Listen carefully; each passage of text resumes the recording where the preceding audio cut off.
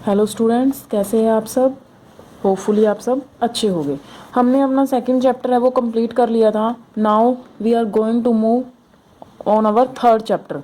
Third chapter है pair of linear equation in two variable, जिसमें हम क्या करेंगे, दो वेरिएबल हमें गिवन होंगे, उसका हमने लीनियर इक्वेशन बनानी होगी। ठीक है, दो वेरिएबल मतलब एक्स और वाई भी हो सकता है वो, ठीक है, कुछ भी हो सकता है वो, टी भी हो सकता है वो, जेड भी हो सकता है।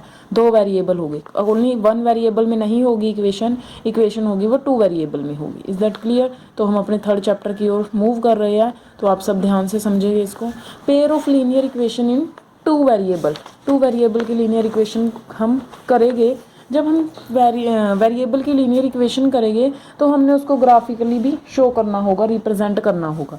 ठीक है, तो हमारे पास जब हम उसको ग्राफ पे शो करेंगे तो हमारे पास थ्री टाइप की लाइन होगी। हम इसको स्टडी करेंगे। इसमें थ्री टाइप की जो लाइन है वो किस टाइप की होगी। एक तो लाइन हो सकती है कि वो इंटरसेक्ट कर रही हो वन पॉइंट पे, कि एक ऐसा वन पॉइंट होगा कि दोनों लाइन में क्या होगा, वो कॉमन होगा। ठीक है, एक ऐसा हो सकता है कि लाइन्स है वो कहीं पर भी इंटरसेक्ट ना करे, वो हमारी होगी पैरेलल लाइन होगी। और एक होगी कोइंसिडेंट लाइन, कि जो पूरी ही लाइन है वो एक दूसरे के ऊपर होगी, मतलब कि जो दूसरी लाइन है वो पहली लाइन से ही निकली हुई होगी, तो उसको हम बोलते हैं कोइंसाइड लाइन। ठीक है, तो हम तीन लाइंस के बारे में पढ़ेंगे। एक होगी इंटरसेक्टिंग लाइन, एक होगी पैरेलल लाइन और एक होगी कोइंसिडेंट लाइन। ठीक है, नाउ अब हम अपनी 3.1 स्टार्ट करते हैं। एग्जाम्पल्स में ज़्यादा कुछ नहीं है, उसको आप अगर आप क्वेश्चंस को अच्छे से कर लेते हो तो आपको एग्जाम्पल्स भी अच्छे से आ जाएंगे। ठीक है, तो हम क्वेश्चन करते हैं। फर्स्ट क्वेश्चन है 3.1 का।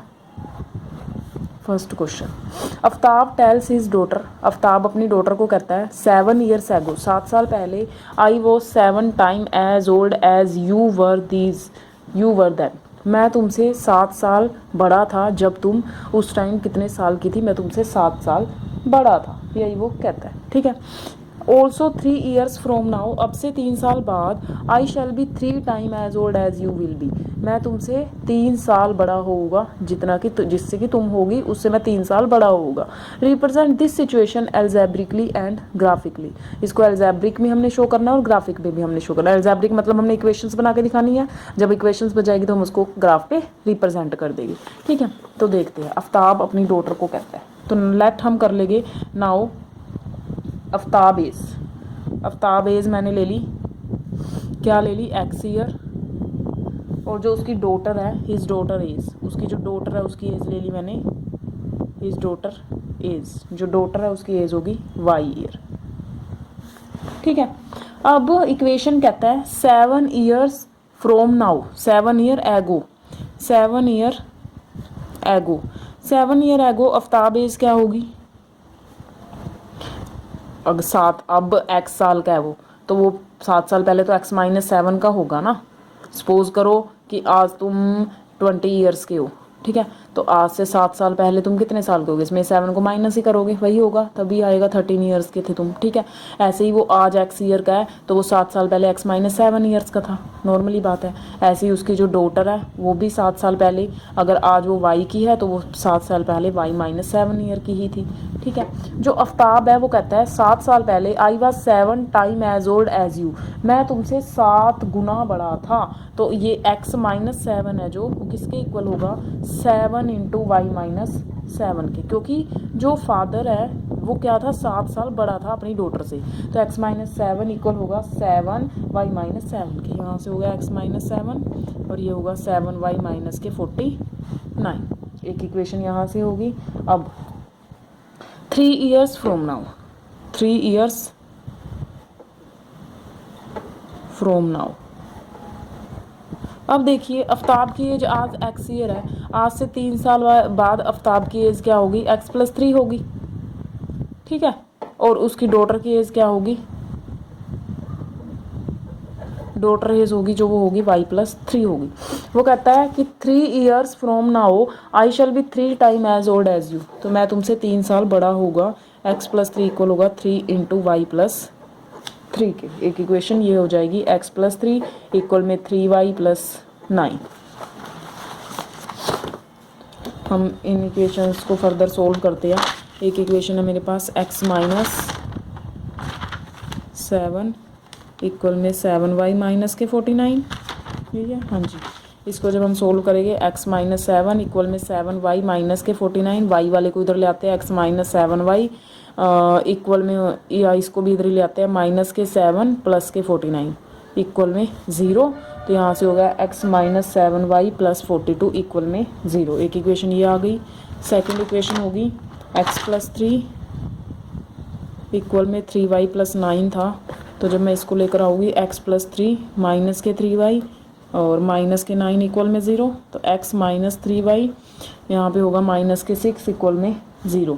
तो एक इक्वेशन आ गई x माइनस 3y माइनस के 6 इक्वल में 0। ये होगी मेरी सेकंड इक्वेशन। तो हमने इसको अलजेब्रिकली शो कर लिया। अब इसको हम ग्राफ पे शो करने जा रहे हैं। एक equation x minus 7y plus 42 और एक इक्वेशन है x माइनस 3y माइनस के 6 इक्वल में 0।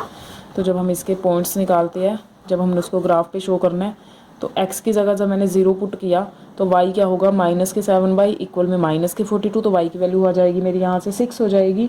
ठीक है, अब मुझे देखो, अगर मैं y की जगह 0 पुट करती हूँ तो मेरा जो x है वो माइनस के 42 होगा। बट इतना लंबा हम लेके जाने के बजाय हम कोई ऐसा डिजिट सोच लेते हैं कि जिससे हमारी जो वैल्यू है वो x और y की छोटी आए थोड़ी। ठीक है, तो सपोज करो कि मैंने y की जगह 5 पुट कर दिया। ठीक है, जब मैंने y की जगह 5 पुट किया तो 7 5 जा 35 हो गया यहाँ पे माइनस के और प्लस के 42। तो यहाँ से कितना बचेगा, 7 बचेगा मेरा। ठीक है, 7 बचेगा तो वो उधर जाके माइनस का 7 हो जाएगा, तो यहाँ से होगा माइनस के 7। एज इट इज़ मैं यहाँ से भी x और y की वैल्यू निकाल लेती हूँ। x और y, x की जगह 0 पुट किया तो माइनस के 3y इक्वल में 6, तो y की वैल्यू हो जाएगी माइनस के 2, और जब y की जगह 0 पुट किया तो x की वैल्यू हो जाएगी 6। इसको शो कर देते हैं ग्राफ पे। यहाँ पे ये हो गया x एक्सिस, ये माइनस का, ये y एक्सिस माइनस का 1। x की वैल्यू कहाँ तक लाई कर रही है, माइनस के 7 तक जा रही है। 3 4 5 6 7 minus 1 minus 2 minus 3 minus 4 minus 5 minus 6 और माइनस के 7।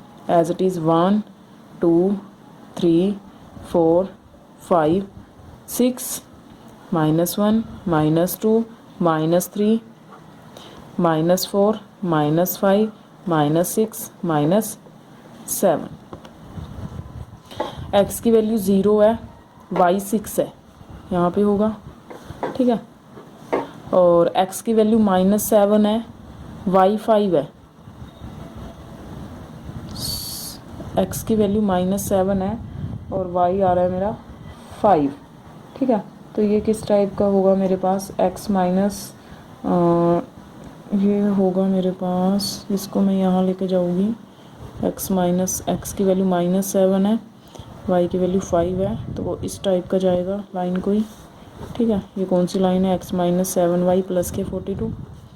और नेक्स्ट है x की वैल्यू 0 है, y है मेरा माइनस के 2, यहाँ पे हो x की वैल्यू 0 है, y की वैल्यू माइनस 2 यहाँ पे होगा। और x की वैल्यू 6 है, y की वैल्यू 0 है, तो यहाँ पे होगा। इसको हम ऐसे कर देते हैं। ठीक है, तो ये होगी मेरी x minus 3y minus 6 equal में 0। किस टाइप की लाइन है, that is a parallel line. Parallel lines दिख रही है, पैरेलल लाइन जा रही है। ठीक है, होपफुली आपको ये क्लियर हो गया होगा। सेकंड क्वेश्चन आप खुद से ट्राई कर सकते हो, ना सोल्व हुई तो आप मुझे नेक्स्ट वीडियो में बता भी सकते हो। तो मैं आपको थर्ड क्वेश्चन बताने जा रही हूँ। जो थर्ड क्वेश्चन है उसमें कहता है the cost of 2 kg of apples and 1 kg of grapes on a day was found to be 160। After a month the cost of 4 kg of apple and 2 kg of grapes is 300। Represent the situation algebraically and geographically. ठीक है, तो मैंने ले लिया कि जो Apple है, cost of Apple भी लिख सकते हैं हम, तो कॉस्ट ऑफ एप्पल ले लिया मैंने x,